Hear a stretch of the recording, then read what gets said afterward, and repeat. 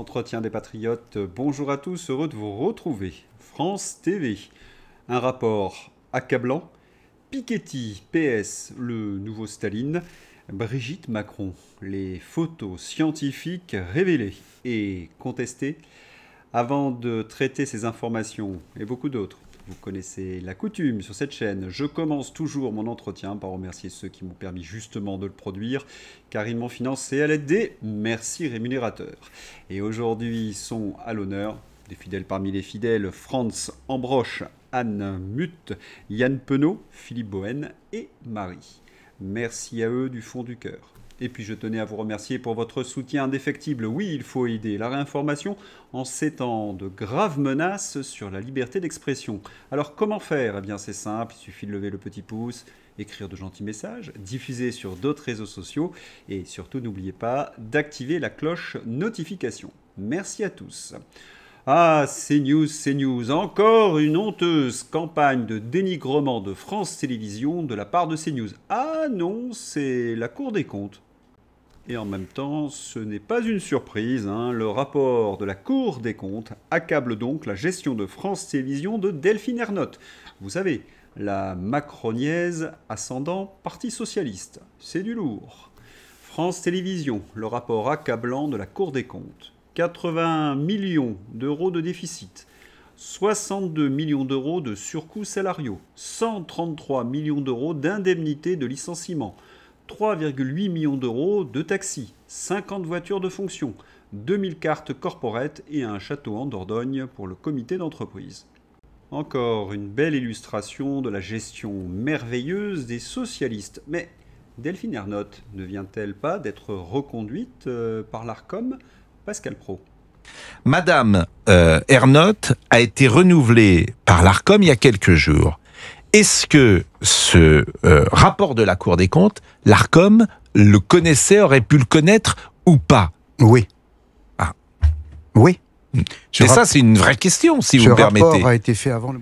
Finances de France Télévisions dans le rouge. Le rapport de la Cour des comptes, connu de l'Arcom, a été caché pour reconduire Madame Ernotte. Petit arrangement entre socialistes. Si c'est vrai, cela rappelle fin 2023 quand la Cour des comptes avait gardé sous le coude un rapport sur l'immigration en attendant que le Parlement ait voté la loi sur l'immigration. C'est socialo quand même une véritable mafia. Dans ces entretiens, nous avons dénoncé depuis des années, vous le savez, vous qui êtes fidèles de ces entretiens, la gestion calamiteuse et l'idéologie totalitaire du service public. Quand Sonia Mabrouk interrogeait Lise Lucet justement sur ces deux questions. Mais vraiment, j'adore. Mais moi, j'attends un cache investigation sur France Télévisions. Je voudrais bien, mais il n'y a pas grand-chose à faire et à dire sur France Télévisions. Certaines, j'y suis, je vois ce qui s'y passe. Faisons une enquête pour voir s'il y a un cache investigation. Mais ne vous inquiétez pas. Au moment où sort le rapport de la Cour des comptes déplorant la gestion de France Télévisions, on se rappelle la pique de Sonia Mabrouk. J'attends un cache investigation sur France Télévisions. Et la réponse d'Élise Lucet, je voudrais bien, mais il n'y a rien à dire. Oui, tout est dit. Sur la gabegie de France Télévisions, je lis des posts qui dénoncent les salaires exorbitants des journalistes du service public et autres convoitises. Il n'est pas là le scandale. Si le service public fournissait un journal de qualité, des programmes de qualité, si France Télévisions respectait la charte de l'audiovisuel public, la pluralité et la neutralité, ce serait pour notre France un trésor inestimable. Mais non, le scandale, c'est qu'à France Télévisions, on produit des excréments que personne ne regarde. Ils présentent un journal de désinformation, militent pour le Parti Socialiste et se comportent comme une mafia. Et c'est pour toutes ces raisons d'ailleurs qu'ils font des pertes. Un exemple. Faute d'audience, France Télévisions met un terme à sa programmation woke sur la chaîne Slash. On ne peut pas continuer à être un laboratoire de la fiction que les jeunes ne regardent pas. Vous l'avez compris, France Télévisions, ce n'est pas un service public, c'est une escroquerie et que nous finançons. C'est ça le scandale. Car enfin, sur France Télévisions, que voyons-nous? Des commissaires politiques, odieux, cyniques et hypocrites. À France Télévisions, 50 cadres parisiens disposent d'une voiture de fonction. La plupart ont une valeur de 30 à 40 000 euros. Voilà pour l'écologie assénée du matin au soir. Des cadres de France Télévisions qui vont de Paris à Paris, qui expliquent à tout le monde qu'il faut prendre le vélo, mais qui, eux, ont des voitures de fonction payées par ceux qui prennent le vélo pour obéir à France Télévisions, qu'ils regardent en masse. Et c'est ainsi sur tous les sujets, pandémie, Ukraine, Europe, LGTB, Macron, migrants, escrologie. On ne représente pas la France telle qu'elle est, mais telle qu'on voudrait qu'elle soit. Delphine Ernotte, présidente de France Télévisions. On a bien compris, France Télévisions, c'est la vision du Parti Socialiste et d'Emmanuel Macron. Oui, c'est la télévision des copains et des coquins socialistes. La Cour des comptes alerte donc sur l'état critique des finances de France Télévisions. Elle dénonce des rémunérations étonnantes, des frais de mission exorbitants et un train de vie dispendieux. France Télévisions, c'est bien l'employeur de l'adjoint d'Anne Hidalgo, Arnaud Ngacha, qui n'a pas été vu dans les locaux depuis plusieurs années et qui reste rémunéré. France Télévisions continuerait de verser chaque année plus de 100 000 € à Arnaud Ngacha, adjoint d'Anne Hidalgo, alors qu'il n'y ferait plus rien depuis 2020. La Cour des comptes exige désormais des preuves concrètes de l'effectivité de son activité. Quant aux journalistes de France Télévisions, mon Dieu! La journaliste vedette de 20h est l'épouse du candidat socialiste Gluglu. Et elle nous livre, sans phare, à la Salamé, la tambouille soros-européiste escrologiste socialiste. Et il ne faudrait pas oublier les deux pieds nickelés, double patte et patachon, Patou et le Minus, agents d'influence du Parti Socialiste. Bonjour l'Arcom, quand Thomas Legrand et Patrick Cohen passent sur les antennes, décomptez-vous leur prise de parole du temps de parole du Parti Socialiste? Merci de votre réponse. L'État socialiste a transformé une fois de plus l'or du service public en excrément. Oui, une triste habitude. Il y a encore quelques jours, les Français avaient les yeux de Chimène pour la taxe Zucman et Piketty. C'est en train de changer. Être un économiste et n'avoir jamais géré une entreprise comme Zucman ou Piketty, c'est un peu comme être sexologue et n'avoir jamais fait l'amour. Vous pouvez avoir tous les diplômes du monde, vous ne comprenez rien. C'est tout le problème des gens instruits qui se trompent sur l'essentiel. L'instruction n'est pas l'intelligence. Je trouve ces clichés peu flatteurs, de jeunes puceaux en somme. Mais que s'est-il passé? Une déclaration de Piketty. Vos actifs sont gelés, vous pouvez être arrêté à l'aéroport. Thomas Piketty répond aux grandes fortunes qui refuseraient de payer la taxe sur les patrimoines de plus de 100 millions d'euros. Le socialiste, c'est un type qui veut ouvrir les frontières aux autres et les fermer à ses compatriotes, comme au temps du mur de Berlin.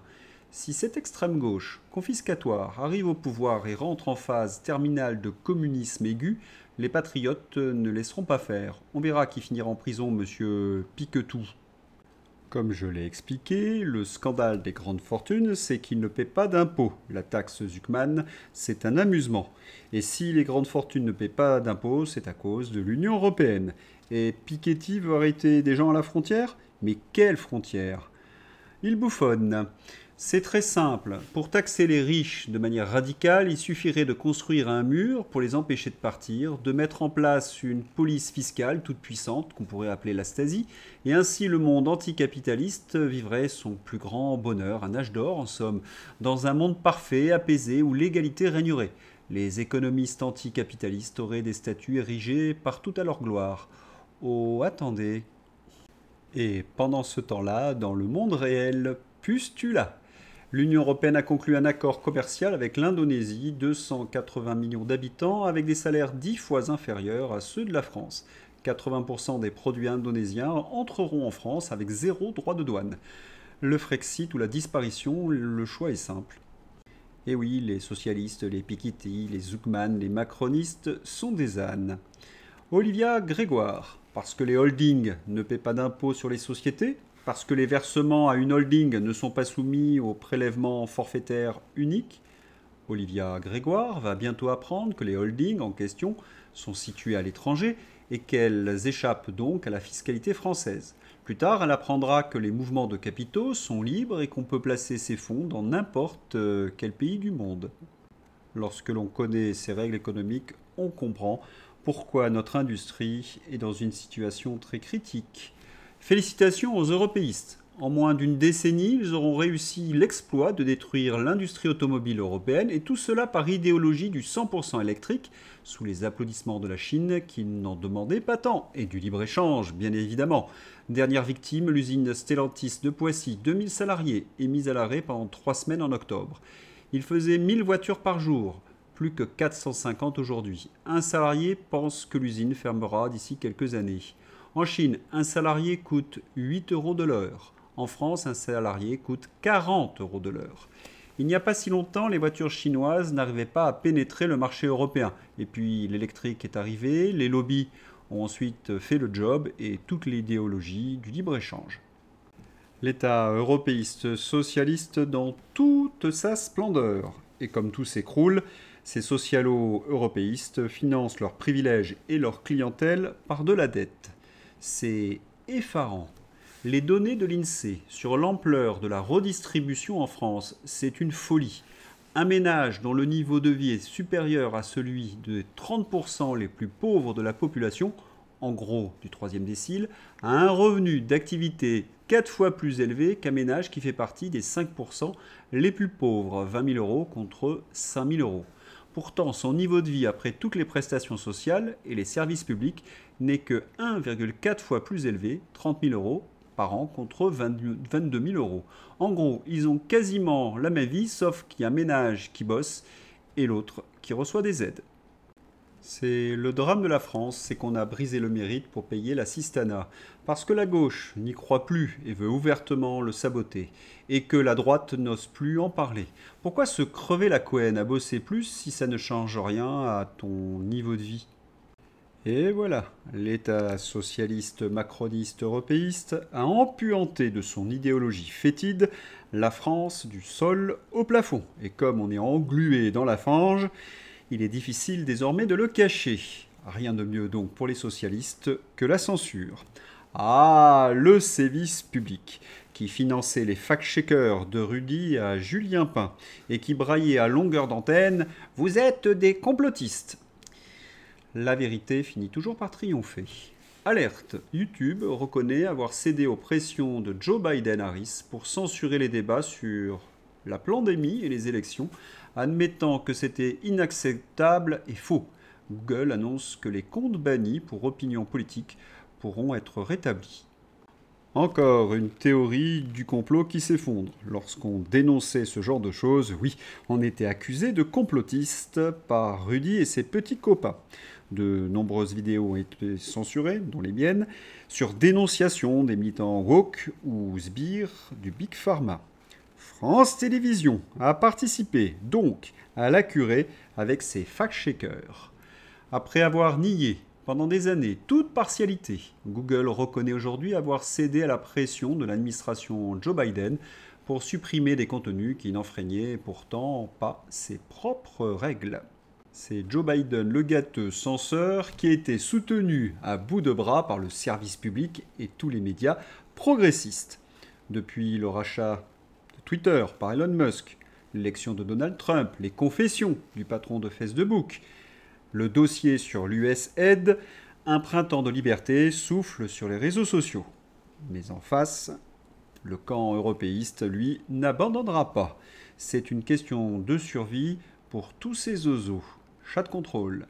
Stop à chat de contrôle. Le projet chat de contrôle de l'Union européenne impose un scan des communications privées avant chiffrement. Une incroyable atteinte à nos libertés. La France est du côté, bien évidemment, des pays favorables. Mais vous connaissez la meilleure sur chat de contrôle ?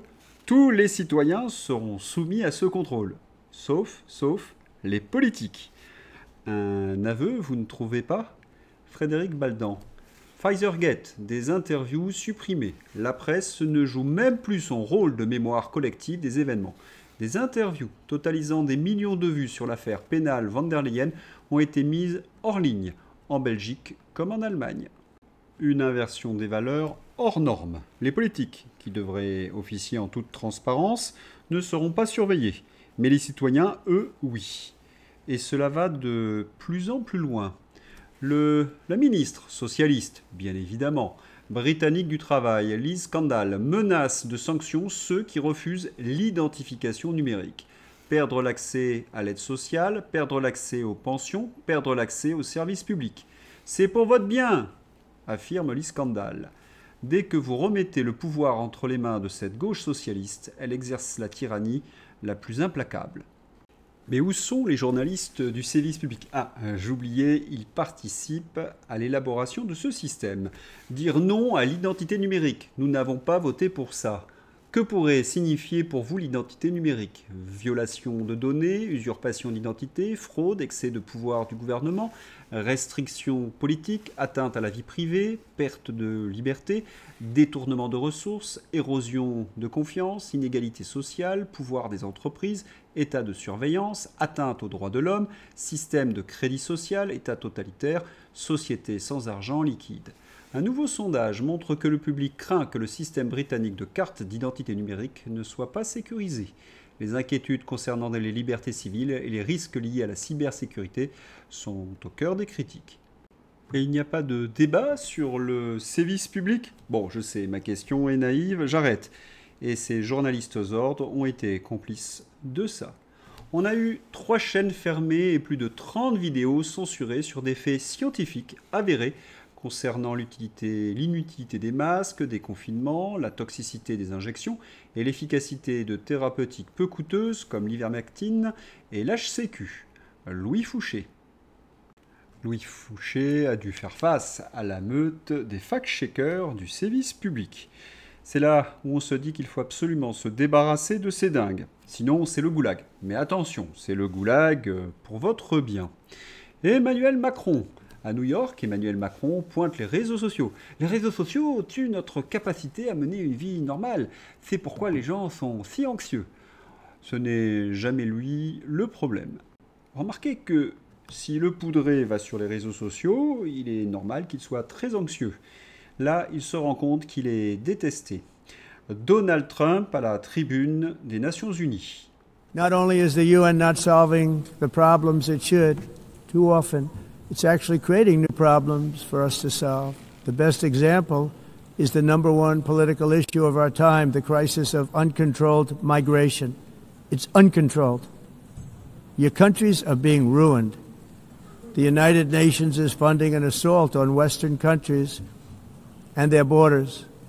In 2024, the UN budgeted $372 million in cash assistance to support an estimated 624,000 migrants journeying into the United States. Think of that. The UN is supporting people that are illegally coming into the United States, and then we have to get them out. The UN also provided food, shelter, transportation, and debit cards to illegal aliens. Can you believe that? On the way to infiltrate our southern border. Millions of people came through that southern border. Just a year ago, millions and millions of people were pouring in, 25 million altogether over the 4 years of the incompetent Biden administration. And now we have it stopped, totally stopped. In fact, they're not even coming anymore because they know they can't get through. But what took place is totally unacceptable. The UN is supposed to stop invasions, not create them and not finance them. Donald Trump met en garde les dirigeants mondiaux. Si vous ne vous éloignez pas de l'escroquerie de l'énergie verte, votre pays va droit à l'échec. Si vous ne stoppez pas l'arrivée massive de personnes que vous ne connaissez pas et avec qui vous ne partagez rien, votre pays va échouer. Donald Trump, après avoir dénoncé la collaboration de l'ONU dans les politiques migrationnistes, a été sans concession sur la catastrophe européiste. Voyons voir avec l'excellent Philippe Murer. Pendant que la France, l'Allemagne et l'Union européenne se détruisent économiquement pour sauver la planète, les émissions de CO2 de la planète ont augmenté de 50% depuis l'an 2000. La Chine, elle, a quadruplé ses émissions en ligne droite. Donald Trump a donc raison de dire que l'empreinte carbone est une arnaque. Bravo l'Europe, vous avez baissé votre empreinte carbone, mais vous avez fermé toutes vos usines, pendant que la Chine prospérait sur cela et continuait à augmenter leur empreinte carbone. Et pendant ce temps-là, les journalistes de France Télévisions vous culpabilisent matin, midi et soir sur vos émissions carbone. Ils vous culpabilisent sur votre voiture, sur votre logement. Et pendant ce temps-là, ces journalistes se rendent au travail avec une voiture, avec un chauffeur. Je sens que sur le service public, on va enrager. À l'ONU, Trump envoie du lourd. Ça va faire rager les escrologistes. Il rappelle quelques faits. Dans les années 1920-1930, certains prédisaient que le refroidissement climatique allait tuer la planète. En 1982, le programme des Nations Unies pour l'environnement parlait de l'équivalent d'une apocalypse nucléaire pour l'an 2000. En 1999, on disait que des pays allaient disparaître d'ici 20 ans. Le catastrophisme climatique pour imposer taxes éoliennes et restrictions de liberté, cela suffit. Ce climatisme qui par ailleurs occulte les vrais sujets environnementaux qui ne sont jamais traités. C'est exactement ce que je vous disais hier. Les escrologistes monétisent votre anxiété. Ils prospèrent sur vos peurs. Sur l'émigration. According to the Council of Europe in 2024, almost 50% of inmates in German prisons were foreign nationals or migrants. In Austria, the number was 53% of the people in prisons were from places that weren't from where they are now. In Greece, the number was 54%, and in Switzerland, beautiful Switzerland, 72% of the people in prisons are from outside of Switzerland. When your prisons are filled with so-called asylum seekers who repaid kindness, and that's what they did, they repaid kindness with crime.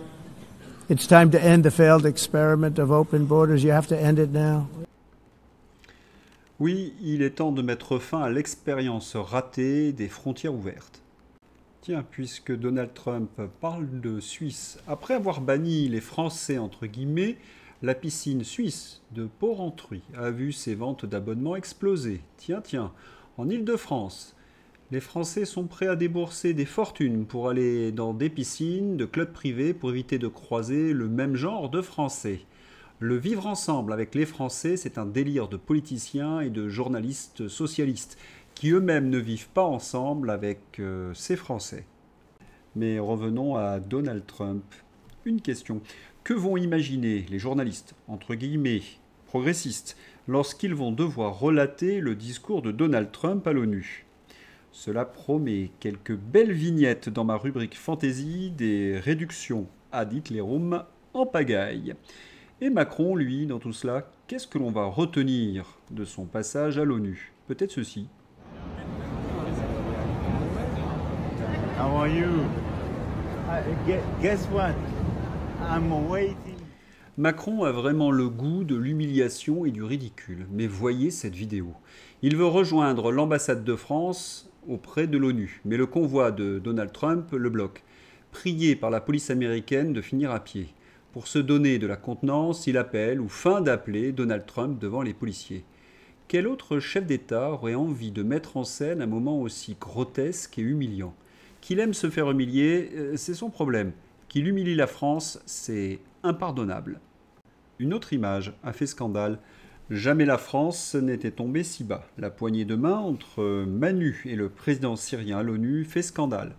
Alors que le président français était venu annoncer la reconnaissance d'un État palestinien devant l'ONU, une photo le montrant aux côtés de l'émir du Qatar et du Syrien Ahmed El-Shara, ex-dirigeant fanatique, est venu alimenter une nouvelle polémique.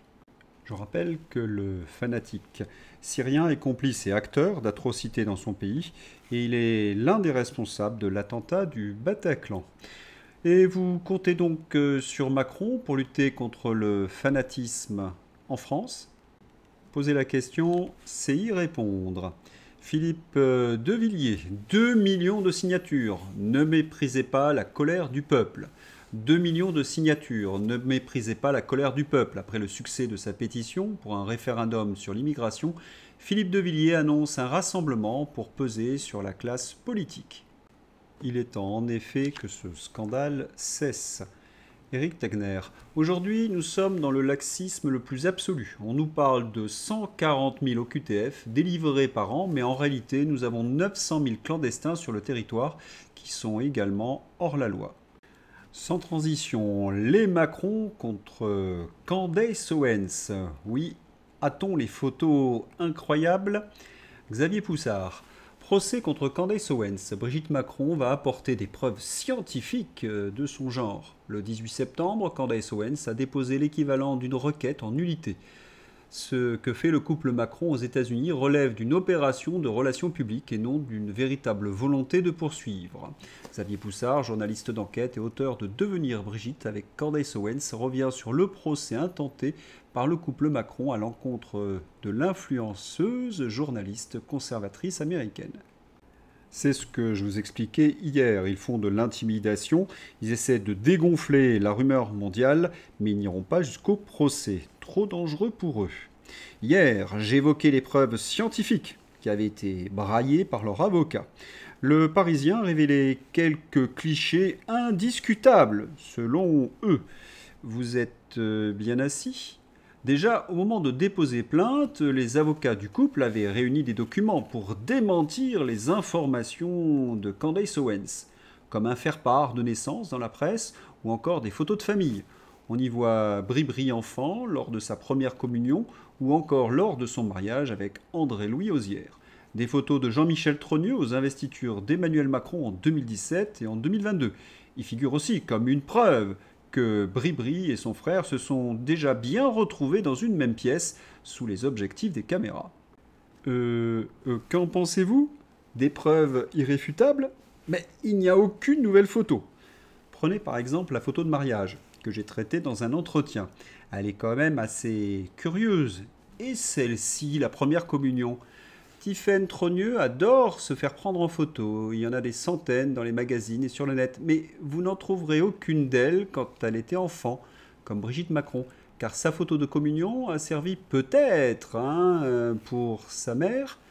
Quand tout est démonté, pièce par pièce, la prétendue photo de Brigitte Macron à sa communion ressemble fort quand même à sa fille Tiffaine.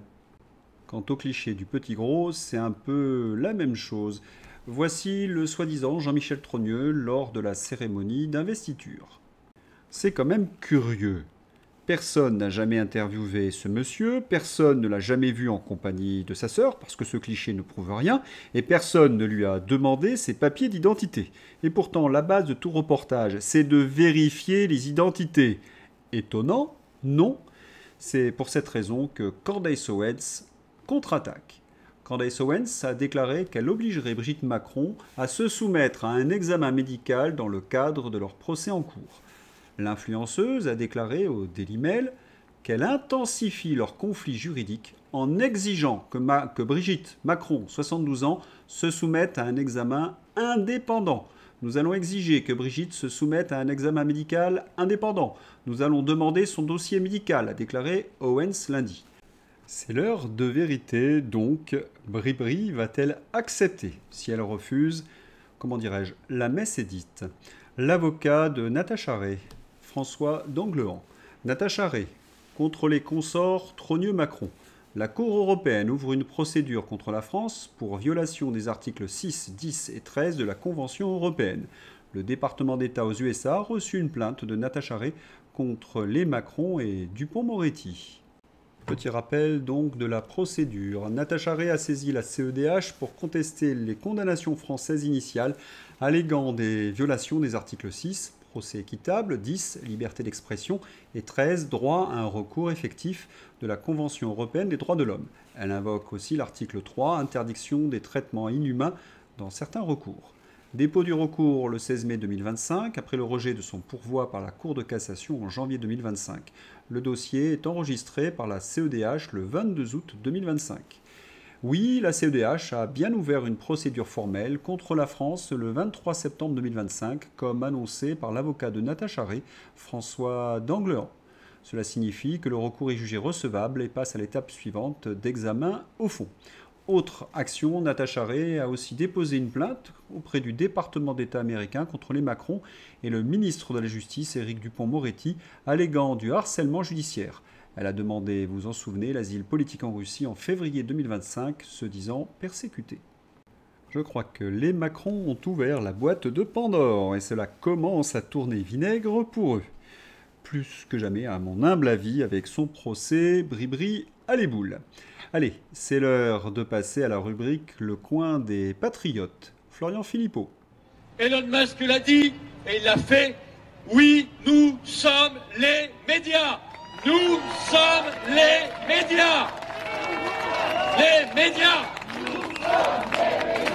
Nous sommes les médias. Nous sommes les médias. Nous sommes les médias. Et oui, face à France Télévisions, la vraie réinformation est sur les réseaux sociaux. Un exemple parmi d'autres, France Infox, l'Imonde, l'Aberration, comment certains merdias tentent de salir Charlie Kirk et de maquiller son meurtrier.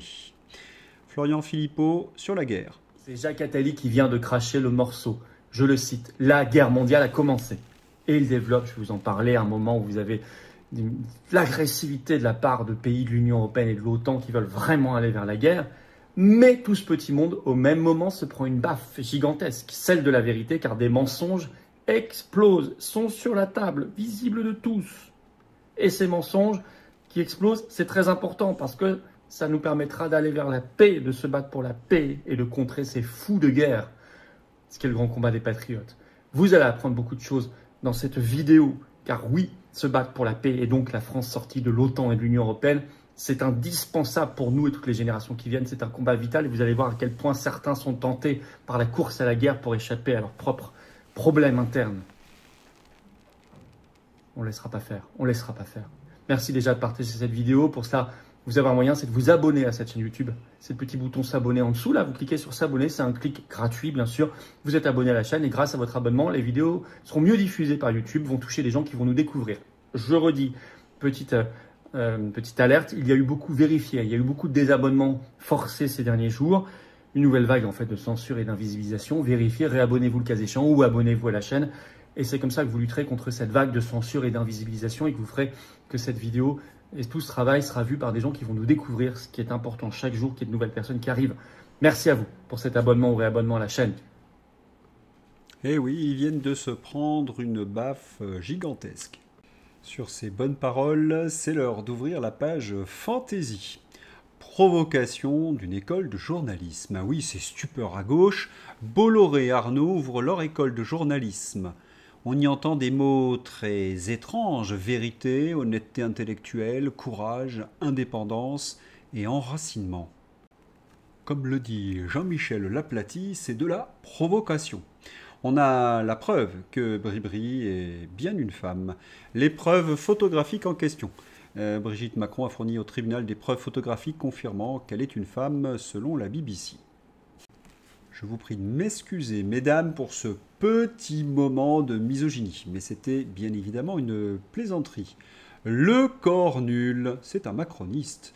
Le Cornu promet un recteur mis en cause dans des violences sexuelles à l'école. Voyons la tête de ce personnage, Olivier Brandaoui, avec un nom pareil.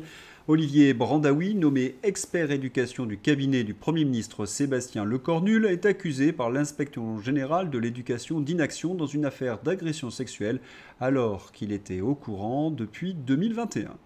En même temps, comme dirait le Poudré, c'est une tradition chez les macronistes de s'entourer de gens peu recommandables.